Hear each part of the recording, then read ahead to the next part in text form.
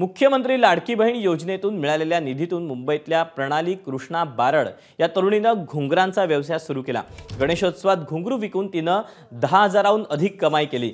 माझी लाडकी बहीण योजनेतून देऊ केलेली ही आर्थिक मदत प्रणालीच्या व्यवसायासाठी संजीवनी ठरली। याबद्दल प्रणालीनं मुख्यमंत्र्यांचे तर आभार मानलेच, मात्र मिळणाऱ्या रकमेचा योग्य वापर करण्याचं आवाहन देखील योजनेचा लाभ घेणाऱ्या महिलांना केलं आहे।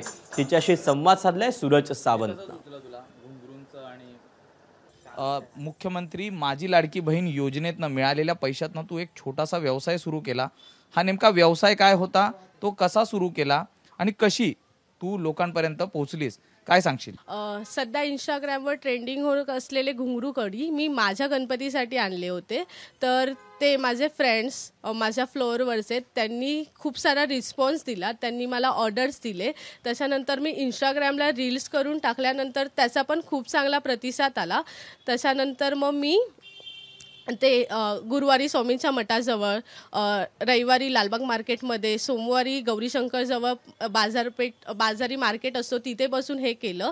आणि ह्याची सुरुवात मी सध्या आत्ताच माझं कॉलेज कंप्लीट झालं आहे। लाडक्या बहिणी योजनेचे मला पैसे आले होते 3,000 रुपये, त्याच्यातले मी 1,500 रुपये त्या फॉर्म नेमका कधी भरला होतास आणि कधी पैसे आले?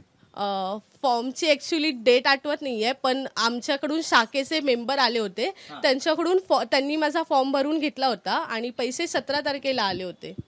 मग मी त्याच्यामध्ये इन्व्हेस्ट केले, त्याच्यातले 1,500 रुपये इन्व्हेस्ट केले, त्याच्यातले घुंगरू आणले आणि घुंगरू कडी बनवायला चालू केली।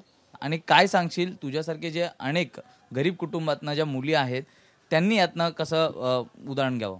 1,500 रुपये म्हणजे इतकी मोठी पण गोष्ट नाही आणि छोटी पण गोष्ट नाही आहे ती। त्याच्यामध्ये आपण कसा इन्व्हेस्ट करतो त्याच्यातून आपल्याला समजतं।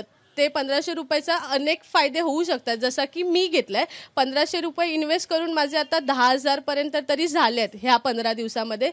मी इतर लोकांना सांगू इच्छिते की त्यांनीही असंच काहीतरी इन्व्हेस्टमेंट करून आपण त्याचा अजून हे घेतलं पाहिजे। मुख्यमंत्र्यांकडनं मिळालेल्या या आर्थिक निधीचा, एक मदतीच्या हाताचा तिने सदुपयोग करून स्वतःचा व्यवसाय सुरू केलेला आहे आणि हा इतरांसाठी एक मोठी शिकवण राहणार आहे।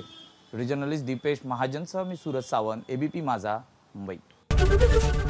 एबीपी माझा, उघडा डोळे बघा नीट।